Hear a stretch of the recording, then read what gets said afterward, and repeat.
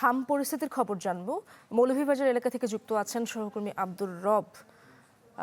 আব্দুর রব, মৌলভীবাজারের হসপিটালগুলোর চিত্র কেমন দেখতে পাচ্ছেন? সেখানে মৃত্যুর হার কেমন, পাশাপাশি রোগী ভর্তি প্রতিদিন কেমন হচ্ছে?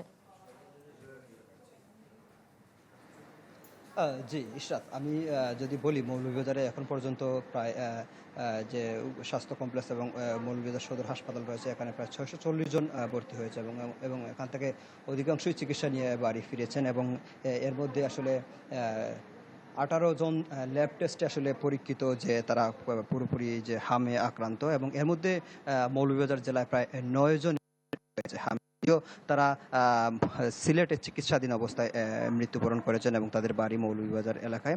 নগদ নিয়ে এলো হার নামানা হার অফার। সর্বনিম্ন ১০,০০০ টাকা রেমিটেন্স নগদে পাঠালে থাকছে স্বর্ণের হার জেতার সুযোগ।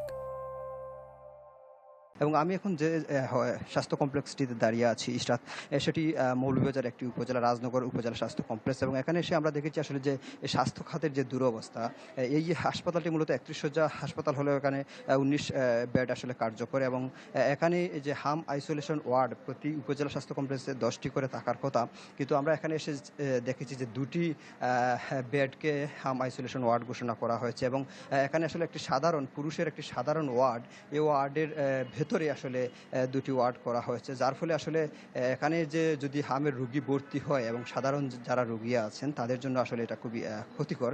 আমরা এই বিষয়ে আসলে যারা এই স্বাস্থ্য কমপ্লেক্সের দায়িত্বে রয়েছেন তাদের সাথে আলাপ করেছিলাম। তারা জানিয়েছেন যে যেহেতু এই স্বাস্থ্য কমপ্লেক্সটিতে যে বেডের স্বল্পতা রয়েছে, যার কারণে তারা এই সাধারণ একটি ওয়ার্ডে আসলে এই 2টি বেড ঘোষণা করেছেন হাম আইসোলেশনের জন্য, এবং তাদের আসলে যে সিটের যে সীমাবদ্ধতা, সেই সীমাবদ্ধতার কারণে তারা এমনটি হয়েছে। কিন্তু আমরা অন্যান্য জায়গায় দেখেছি আসলে যে এই হাম আইসোলেশনের যে ওয়ার্ডগুলো রয়েছে, সেই যে ওয়ার্ডগুলো আসলে আলাদা করে রাখা প্রয়োজন, কারণ এখানে যে যারা অন্যান্য সাধারণ রোগী রয়েছেন তারাও কিন্তু এই হামে আসলে আক্রান্ত হওয়ার সুযোগ থাকে।